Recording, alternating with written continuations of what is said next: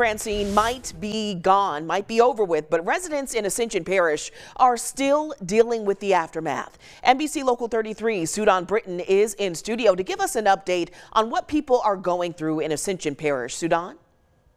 Renee, this week the Ascension Parish Homeland Security Emergency Preparedness has taken on several projects to assess storm damages after Hurricane Francine. Waterways in Ascension and Livingston Parish are now back open for recreational and boat traffic after closure for high waters. Now this morning I spoke with Ascension Parish OSEP Director Rachel Wilkinson, who says officials will continue assessing storm damage and clearing debris off roadways. She also says some areas in Ascension has already been restored for power.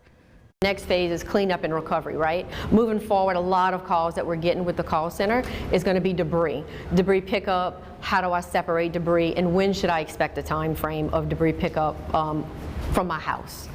Wilkinson says residents will see cleanup crews no later than Wednesday.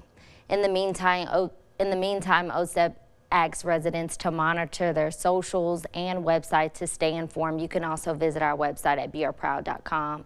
In studio, Sudan Britton, NBC Local 33 News.